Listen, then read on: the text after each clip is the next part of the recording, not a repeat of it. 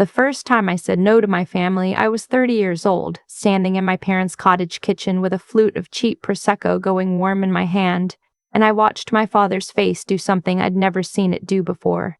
He looked surprised, genuinely openly surprised, like a man who has pressed an elevator button 1,000 times, and just now had the doors refused to open. We were up in Muskoka for New Year's, the whole clan packed into the place my parents had owned since before I could walk. Snow was banked up against the windows almost to the sills. The lake was a flat white sheet you could have driven a truck across. Everyone had on the kind of sweaters people wear specifically for photos, and my mother had set the long table with the good plates, the ones that only came out twice a year, and there were 40 little tea lights flickering down the middle of it like we were doing something sacred. My father stood up to make his toast around 11. He liked toasts. He likes the moment when the room went quiet and turned toward him, the way a teacher likes the bell. He raised his glass, smiled at all of us, his 3 sisters and their husbands and the cousins and my mother glowing beside him, and he said, "This is going to be a big year for our family, a year of pulling together." And then he looked right at me. Because this year, my daughter is finally going to step up and carry her brother the way a real family carries its own. The line of credit, the lease, all of it. She's going to make it right. I want to tell you I understood immediately what was happening. I didn't, not for a few seconds. I thought maybe I'd misheard, or that this was one of his clumsy jokes that landed sideways. I actually smiled, because that's what I did. I'd been smiling through these dinners my whole life. Then my mother, who was sitting closest to me, leaned over without even turning her head, and in a voice meant only for me but pitched just loud enough to carry, she said, "And if you embarrass us by saying no, then I don't know that you're really part of this family anymore. Dink hard." That's the part that woke me up. Not the demand. The threat folded into it so neatly, like she practiced it in the car on the drive up. The casualness of it. Decide wrong and we'll throw you out, but pass the gravy first. I remember the Prosecco was warm and a little flat against my lip. I remember the tea lights, and one of my aunts watching me over the rim of her wine with this expression of pleasant anticipation, like she already knew how it went and was just waiting for the curtain. I remember my brother sitting 3 seats down, staring into his glass, not saying a single word, the way he had not said a single word on my behalf for as long as I'd been alive. And I remember feeling something settle in my chest that I had spent years mistaking for anger, but that I now understand was the exact opposite. It was calm. It was the quiet you get when a sound you've heard your whole life finally stops, and you realize how loud it had been. I set my glass down. I tapped the side of it once with my fingernail, this small, clear note, and I stood up. Because if my father got to stand for his toast, then so did I. "Then let this be the last toast," I said. My voice came out steadier than I'd ever heard it. "And the last dollar. Happy New Year." Nobody laughed. A fork hit a plate somewhere down the table, and the sound went off like a gunshot. My father's mouth opened and closed. My mother's face had gone the color of the tablecloth, and I stood there in that warm cottage smelling of wood smoke and roast and 40 melting candles. And for the first time in my life, I had absolutely nothing left to prove to any of them. My name is Adeline. I'm a pediatric nurse at a children's hospital, the kind of job where you learn very young how to stay composed while everything around you comes apart. I am the older of 2. I was, for 30 years, the reliable one, the sensible one, the daughter you could count on, which in my family was never a compliment. It was a job description, and the pay was terrible. Let me back up, because the toast didn't come out of nowhere. Nothing in families ever does. My brother is 2 years younger than me. His name is Bennett, and from the time he could talk, he was the one the whole house arranged itself around. He was charming in a way I never managed to be, the kind of kid who could break a window and have my mother thanking him for the fresh air within the hour. I'm not bitter about that anymore, or I'm trying not to be. Some kids are just born holding the light. He was one of them. The trouble was that my parents decided very early that Bennett was destined for great things, and great things, in their telling, simply could not be rushed or questioned or expected to come with consequences. He coasted to high school on charm and my old essays. He got into a decent university in Ontario, dropped out in second year, came home, and my father called it finding himself. He found himself for about 3 years. Then came the restaurant. A gastropub, he called it, in a part of Hamilton that was supposed to be the next big thing. My parents put money in. I put money in too. $4,000 I'd been saving for a trip I never took, because Bennett sat at my kitchen table and cried and said he just needed a bridge to make payroll. And I was 25 and still believed that family meant you caught each other. The gastropub lasted 14 months. Nobody ever mentioned the 4,000 again. When I brought it up once, gently, my mother told me I was keeping score, and that keeping score was an ugly thing to do to your own brother. After the restaurant, there was a stretch where he sold supplements online. Then there was the period where he was going to flip houses, except he never actually bought a house. Just attended a lot of seminars in airport hotels that cost $2,000 a weekend. Then there was crypto, which I think you can guess how that went. Each new venture arrived with the same fanfare and ended the same quiet way. And each time the gap between what he'd promised and what was left got filled by the rest of us. Rent he couldn't cover. A car payment. A lawyer. Once, when one of the supplement customers got litigious. Always framed as temporary. Always framed as the thing that would finally put him on his feet. And I always paid. Not because I'm a saint. I want to be honest about that, because the version of this story where I'm a saint is a lie, and lies are what got me into trouble in the first place. I paid because saying no cost more than the money did. Saying no meant a week of my mother's calls. It meant being the cold one, the selfish one, the one who'd done so well for herself and forgotten where she came from. It meant my father's silence at family dinners, which was somehow worse than anything he could have said. Paying was just cheaper, so I paid, and I told myself it was love, and I built my whole life around being the one who could always be counted on to fix it. I missed a lot fixing it.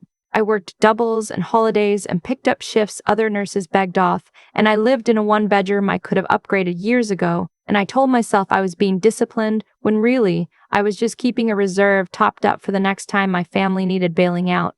I didn't date much. There wasn't room. There was always somebody else's emergency taking up the space where my own life should have been. The co-signing happened about a year before that New Year's. I should have known better. I'm a careful person by nature. I read the labels on things. I'm the one in the friend group who actually understands her own mortgage. But my father has a way of making caution sound like an insult, and Bennett had a new plan, a landscaping and snow removal company, which at least sounded like real work, like something with trucks and contracts and a chance. The bank wanted a cosigner for the operating line of credit. Bennett's credit was, predictably, a smoking crater. My father took me aside at a family barbecue, put his hand on my shoulder, and told me it was a formality. "You won't ever touch it, kiddo," he said. "It's just a name on a page. Your brother's finally doing something with his life, and you're going to be the one who held him back over a signature?" My mother stood behind him, nodding. Bennett had tears in his eyes again. I signed. I didn't read it closely. I trusted the people who were supposed to be on my side, and I signed a personal guarantee on a $40,000 line of credit and a 2-year lease on a commercial yard, and I drove home feeling like I'd finally done the thing that would make them proud. You can probably see where this is going. The company did the thing all his companies did. He overspent on equipment, underbid the contracts, missed the snow season because he hadn't lined up the salt supplier in time, and by the following autumn, the line of credit was maxed, and the lease was 3 months in arrears, and the bank, it turned out, did not care even slightly about my father's word that I'd never touch it. The bank cared about the signature. So that's the table I was sitting at on New Year's Eve. That's what my father was toasting. Not a vague request for help. A done deal in his mind. The plan was that I would absorb all of it, the line and the lease and whatever else, fold it into my own clean credit and my steady nursing salary, and Bennett would be free to fail again somewhere new. and if I didn't, I wasn't family. The drive back to the city the next morning was 4 hours of black road and white fields and my phone buzzing on the passenger seat until I finally turned it face down. My mother had already sent 3 texts. The last one I read at a gas station near Gravenhurst, standing at the pump with my breath clouding in the cold, said, "You've always been dramatic, but this is a new low. We'll talk when you've calmed down and remembered who raised you." I didn't feel dramatic. I felt like someone who'd been holding a heavy door open for 30 years and had finally just stepped through it and let it close. My mother showed up at my apartment 2 days later. No call, no warning, just buzzing up from the lobby in her good winter coat with snow on her shoulders and her purse held against her chest like a shield. I let her in. I made coffee, because that's still who I am, and I sat across from her at the same small table where Bennett had cried out $4,000 for me half a lifetime ago. She didn't take her coat off. "Your brother hasn't slept," she said. "He's in a terrible state. Your father is humiliated. Do you understand that? People were there. People saw. Do you have any idea what you've done to this family?" I told her very quietly that I'd already paid his last 2 debts, that I'd covered the lawyer, that I'd put $4,000 into a restaurant that lasted barely a year, that my savings were not a faucet that ran forever, that I was one person on a nurse's salary, and that I'd done my part and then some, more times than either of them had ever bothered to count. She set down her coffee. She looked at me with something close to pity. "You make good money," she said. "You'll be fine. You always land on your feet, Adeline. Bennett won't. He's not like you. You have to be the strong one. That's just what you are." I have turned that sentence over 1,000 times since. You have to be the strong one. That's just what you are. She thought she was paying me a compliment. She thought she was appealing to my better nature. What she was actually doing was telling me, out loud, in plain words, the role I'd been cast in before I could even talk. The strong one, which meant the one who never gets to need anything. The one whose own life is just collateral for everybody else's. She wasn't asking me to help my brother. She was telling me that my purpose was to be helpful, full stop, and that I'd malfunctioned. I didn't argue. There's no arguing with that. You can't reason someone out of seeing you as a resource when they've spent 3 decades practicing. She left when the coffee got cold, still in her coat, and at the door she turned and said, "Fix this before it gets worse," like I was the one who'd broken it. Bennett called that afternoon. I almost didn't pick up, but I did because some habits take more than 2 days to break. He didn't say sorry. He didn't ask how I was. He said, in the small, wounded voice, "Why are you punishing me?" And there it was again, that strange, clean calm. Punishing. As if my deciding to keep my own money was a thing being done to him. As if the natural state of the universe was Adeline's money flowing toward Bennett, and any interruption of that flow was an act of aggression. I'd spent my whole life inside his frame, and I'd never once stepped outside of it to look. I was not his sister to them. I was a line of credit with a pulse. And once you see that clearly, you genuinely cannot unsee it. It's like one of those drawings that's either a vase or 2 faces. You can never go back to only seeing the vase. I said, "I'm not punishing you, Bennett. I'm just not paying for it." And I hung up, and my hand wasn't even shaking. I thought that might be the end of it. It wasn't. My father, it turned out, does not lose quietly. 3 days later, he organized what he called a family meeting. He framed it as a chance to clear the air, to get everyone on the same page. And like a fool I went, because some stubborn little girl part of me still believed that if I just laid out the facts, calmly, with receipts, the people who raised me would finally see it. I walked into my parents' house in the city to find 20 people in the living room. Aunts, uncles, my grandmother, 2 of my cousins, a neighbor I'd known since childhood. Coats piled on the bed in the spare room. Coffee and squares laid out like it was a wake. My mother sat in the center of the couch with her hands folded. Bennett was beside her, eyes down, hands clasped between his knees, doing the wounded boy posture so perfectly I almost admired it. My father stood up. He has a way of standing that makes a room go quiet, and he said, "We're all here because we're worried about Adeline. about the choices she's been making. He used my full name, the long, formal version nobody ever uses, and the wrongness of it on his tongue made my skin go cold. She's decided to turn her back on her own brother when he needs her most. After everything this family has done for her.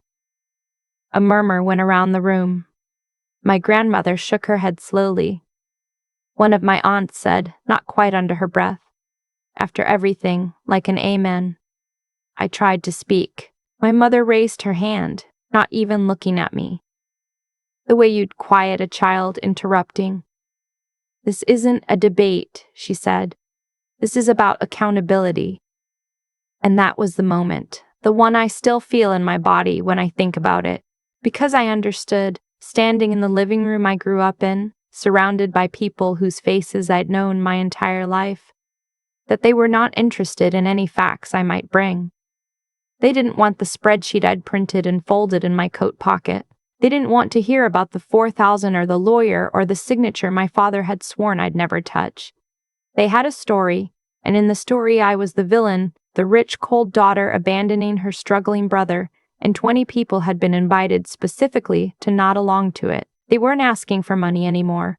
They were rewriting history right there, in real time, performing a version of events for an audience, and the performance required me to be the bad one. My face went hot. My hands shook, and I hated that they shook because I knew it looked like guilt when it was actually rage. Pure, clarifying rage. I didn't yell. I want you to know that. I've replayed it enough times to be sure. I just stood there and let them say their piece, and I watched my grandmother believe it and my aunts believe it, and I felt the last thread of something old and frayed finally let go. And somewhere in the heat of it, a very cold thought arrived. Fully formed as they want a story, fine. But I'm the only one in this room who has the actual documents, and I am done protecting them from what's written in them. I left without saying much. My mother called after me that this was exactly the problem, that I'd rather storm off than face my responsibilities. I let the door close on her voice. I didn't cry that night. I sat on my couch in the dark with my coat still on. The way you do when you can't quite convince your body it's safe to relax yet, and I thought about the word they kept using. Accountability. They loved that word. They just had the direction of it backwards. The next morning I did the thing I'm actually good at. I stopped being emotional and started being precise. I opened my laptop and I pulled 7 years of bank records, every e-transfer, every check, every just this once. I built a spreadsheet, because I am my father's daughter in at least one respect, and we both like a clean column of numbers. Rent. Tuition that didn't lead to a degree. The restaurant, the lawyer, the car, the seminars I'd quietly covered when he came up short. Dates, amounts, a little note on each one. When I tallied the bottom, it came to a number I had to stand up and walk away from for a minute. It was more than I'd put toward my own retirement. It was a down payment. It was a whole different life I could have been living. Then I pulled the loan documents, the line of credit, the lease. I made myself read every line this time. Slowly, the way I'd been too trusting to read them the first time. And I learned what I should have learned a year earlier, which is that a personal guarantee is not a formality, and it is not just a name on a page. It means the bank can come after you, your wages, your assets, your good clean credit, the moment the borrower defaults. My father had either lied to me or hadn't understood it himself, and I honestly don't know which is worse. But here's the thing I also learned, sitting at my table with cold coffee and a calculator, and it's the part nobody in those dramatic living room scenes ever seems to grasp. You can't co-sign a loan and then simply phone the bank in a huff and announce you've changed your mind and you're absolved. That's not how any of this works. A guarantee follows you until the debt is gone, or the lender agrees to release you, and lenders do not release co-signers out of the goodness of their hearts. I couldn't undo my signature with a tantrum.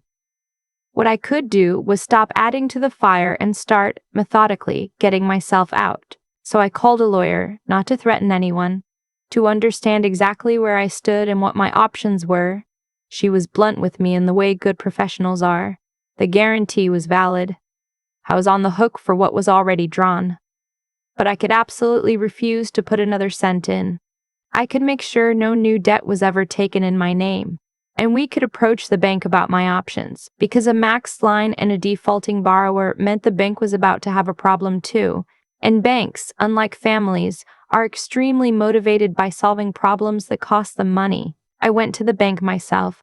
I sat down with the small business advisor, the same one who'd shepherded that easy little signature a year before, and I told her plainly that I would not be funding the line going forward, that the business was finished, and that I wanted to understand the cleanest path to settling my exposure and being released from the guarantee. She was a lot more helpful when she understood I was the one with the steady income and the brother was the one who'd vanished from his own venture. We worked out a number. It hurt. I drained most of my emergency fund to settle my portion and close the line down, and it took weeks and a great deal of paperwork. But when it was done, my name was off it.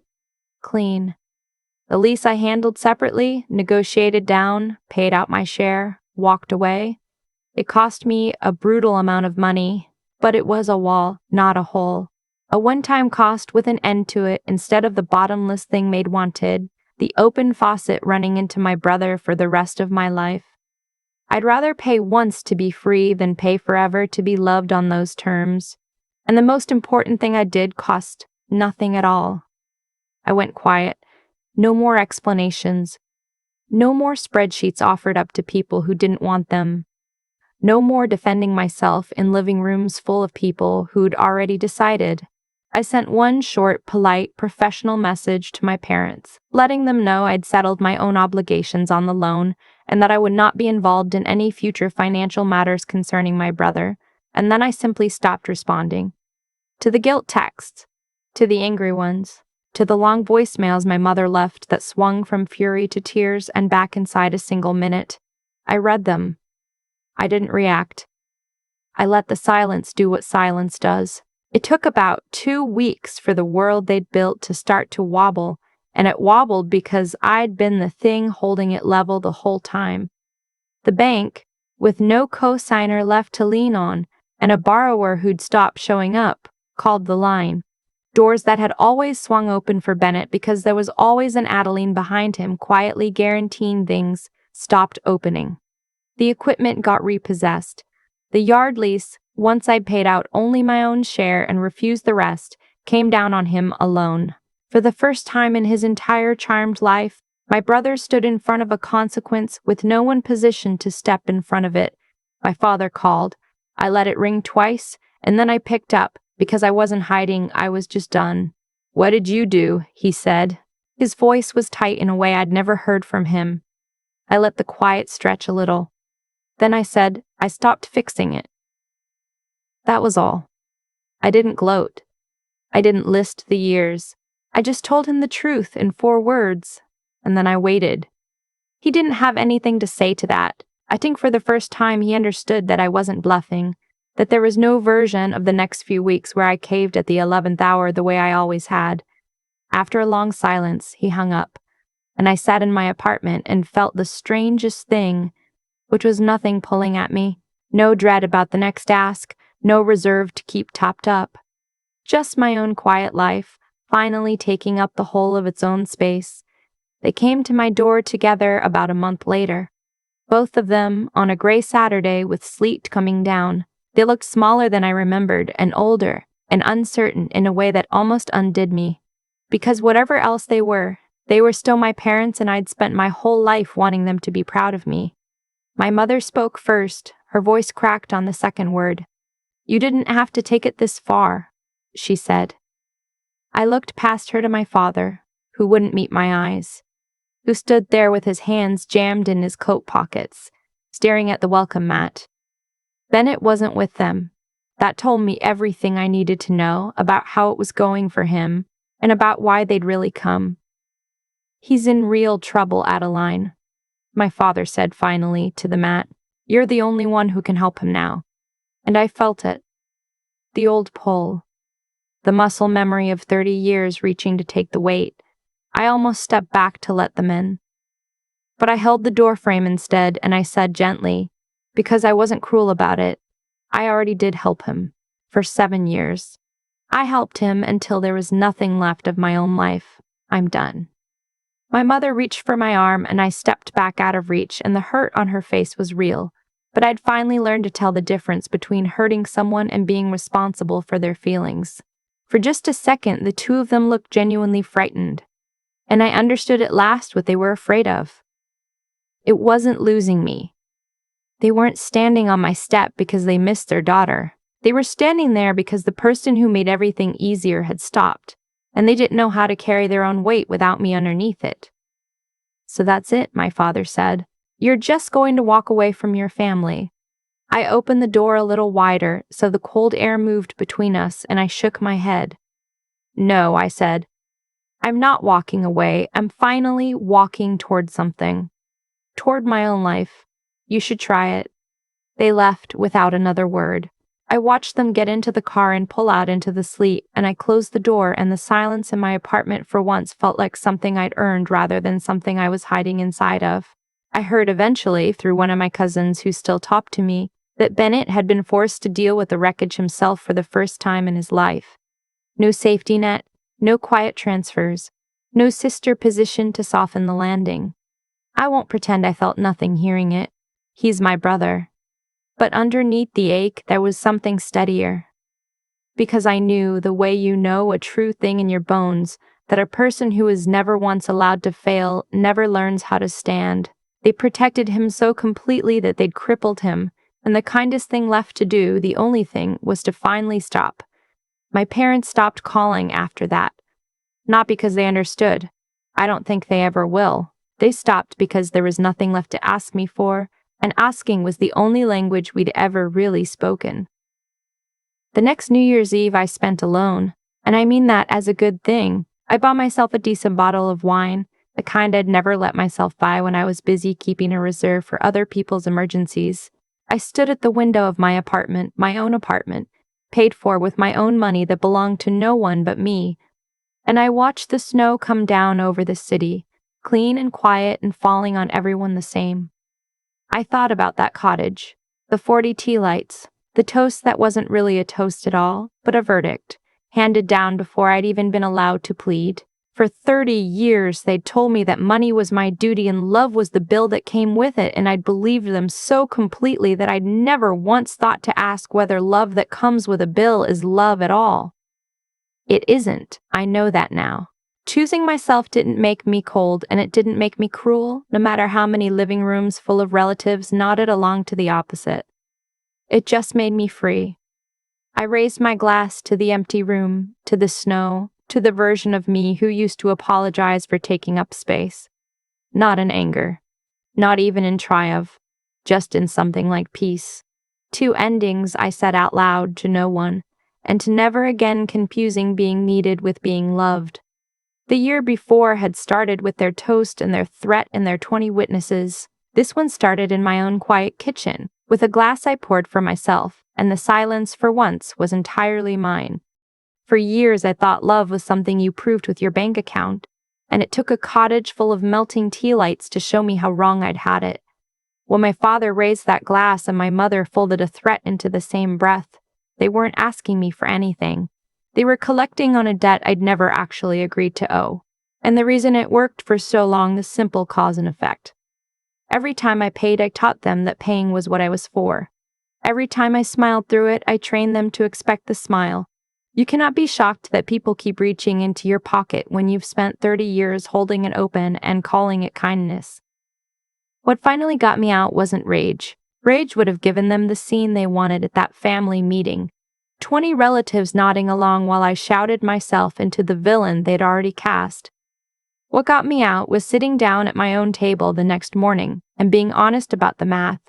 Pulling 7 years of transfers, reading the loan documents I'd been too trusting to read the first time, learning, the hard and expensive way, that a co-signed guarantee doesn't vanish because you've changed your mind, that it follows you until you do the unglamorous work of settling it and getting your name released. Clear eyes saved me where a clear conscience never could.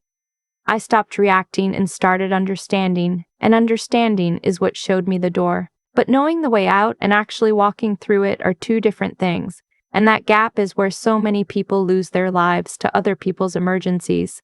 It took everything I had to drain my emergency fund, sit across from that bank advisor, refuse Bennett's next phone call, and go silent through a month of voicemails that swung from fury to tears. Doing the right thing for yourself, when everyone you love has agreed you're wrong, asks for a kind of steadiness that nobody hands you. You have to build it the same way you build anything that lasts, one refused guilt trip at a time. And here's the part I'd want my younger self to hear. Being a decent person never meant being an endless resource. I can have a clear sense of what's fair. I can be sharp enough to read the fine print, and I can hold a boundary that costs me something, all at once, and none of those cancel out the others. Bennett was protected into helplessness because nobody ever let him meet a consequence. I almost let myself be dissolved into a function because I confused being needed with being loved.